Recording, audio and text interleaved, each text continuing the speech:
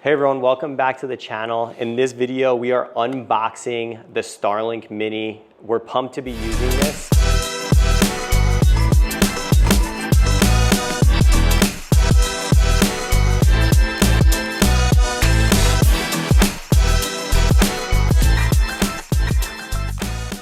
We are flying drones at all of our customers' homes, taking about 200 pictures, 3D modeling the homes, and then rendering our solar systems on top of it.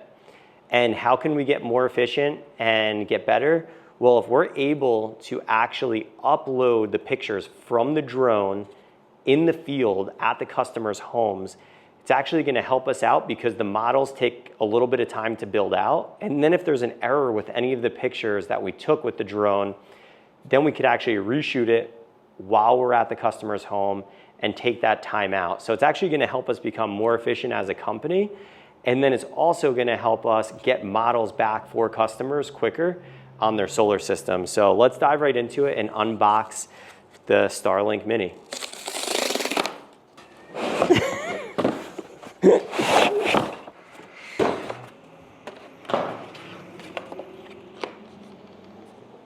Wow, this thing is super small compared to the first gen ones. I did not have the first gen ones, but I've seen them and they're huge. And we drive around a little Toyota Prius for our site visits.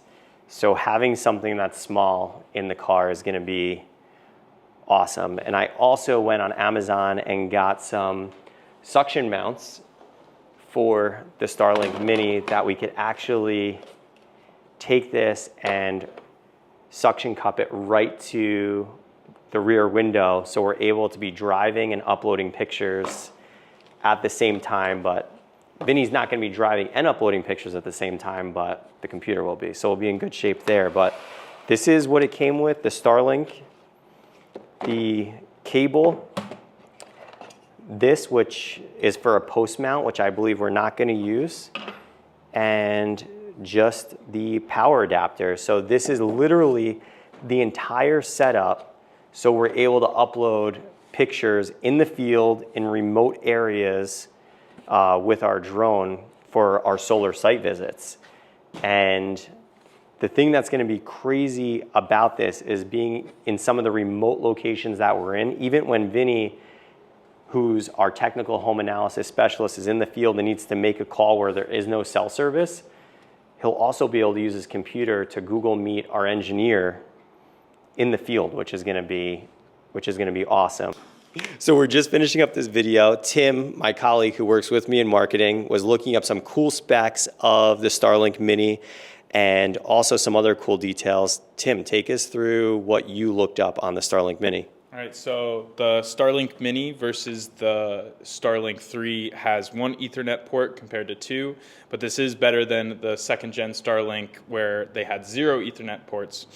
It is 60 watts instead of 75 watts, which is also nice, especially if this is something you're using as like you're going RV, you're living off the grid kind of deal. This is definitely going to be easier on your energy consumption. And also just the size of it, this is about 1/4, even a little bit less. It might be 1/5 of the size of the actual Starlink Gen 3. And you know, just like with what we have with the suction cups, it's going to be, it's a really mobile device and it makes it really easy to use pretty much anywhere. We're going to put it on the back of the Prius so that we can be uploading, things can be uploading while we're driving. And you know, that's something accessible for everybody, especially with the Starlink having the capability of you don't need to be near a cell tower. You can be around nothing. You can be in the most remote area ever, and the satellites going around, and Starlink's expanding how many satellites they have producing for Wi-Fi in remote areas every day. So I was even thinking that we could live stream an install with the Starlink Mini. We could be at an install, getting panels on the roof, installing a Powerwall 3 while live streaming it. That would be pretty sick to do also. Yeah, there's plenty of places that we install that are, you know, not near anything else, and we probably could have Right now, the upload speed on this is between 100 millibytes per second and 200 millibytes per second, and we'd have no problems live streaming with that. But that's something also, you know, in the following videos, maybe we can test that out and, you know, confirm what the actual speed of it is, especially in this area. Yeah, it's a really sweet device, and it's a huge difference compared to the size of the Gen 1. And when I was looking at it last year, I believe we paid $600 for this unit, and we're on the unlimited subscription right now. So the first tier was $50, and then the next one was $160. We're on the $160 plan with the amount of photos we're going to be uploading in the field on a daily basis. So in the next video, we'll get this going, connect it, upload some footage from the field with the drone, and test this out in remote areas. So that's the next video to come, but we're really excited to integrate this into the fleet at New York State Solar Farm. It's gonna help us out, it's gonna help our customers out, and we'll be able to get drone models back that much quicker.